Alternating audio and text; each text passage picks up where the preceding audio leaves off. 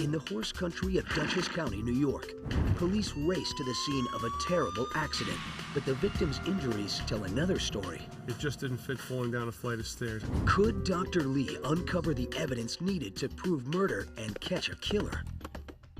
When Kat failed to show up for a riding lesson, her husband and a family friend found Kat at home at the bottom of the stairs, dying of massive head injuries. Police suspected her husband, Nick Peradze, was involved, but they didn't have enough evidence to make a case. They discovered he seemed to have an ironclad alibi. After reviewing all the evidence and photographs, Dr. Lee returned to the crime scene with Senior Inspector Thomas Martin and Tim Palmbach, head of the Forensic Science Program at the University of New Haven. Their goal? To see if the physical evidence was at odds with Nick Peradze's story or not. Using the blood-covered spindle as the likely murder weapon, Dr. Lee established that the lack of blood on the ceiling meant the killer could not have swung it over his head. So almost impossible to do this. The fact that Kat's attacker had not accidentally hit the ceiling told Dr. Lee that the killer was familiar with the environment.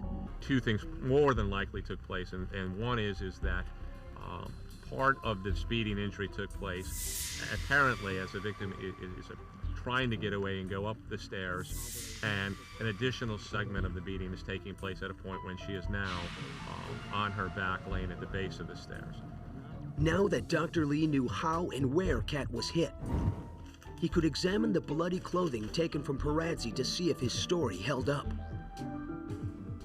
The absence of blood on the front of Peradze's shirt proved Kat's blood was dry at the time he found her. So where did all the blood that was on his clothing come from? Another pattern on the upper shoulder gave Dr. Lee his answer. Cast off pattern dripping under the back, which consistent with a medium velocity impact spatter. Dr. Lee's examination of Peradze's bloody clothing told him two things. Peradze had tried to wash some of the blood off, and the blood spatter and smears could only have gotten on his clothes at the time of her beating. The blood evidence and the autopsy broke Nick Peradze's alibi.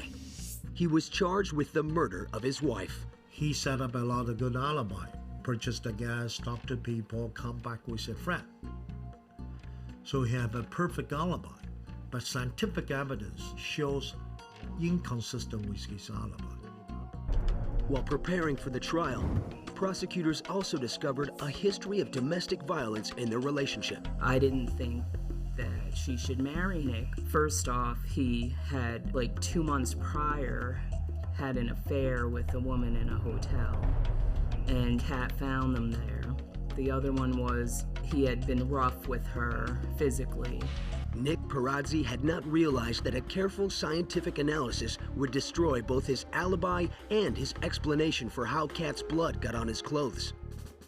Dr. Barton's finding think the time of eating could be 3 hours before, and the suspect's alibi only can account for start 9 o'clock, so you can see there are major gaps.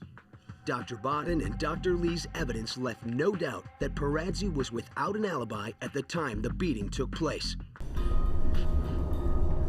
He was sentenced to 25 years to life, and the family was there, and it was a release. It was a lot of emotion. If you see a abuse pattern, the family, the friend should help lend a hand and quickly remove from that situation.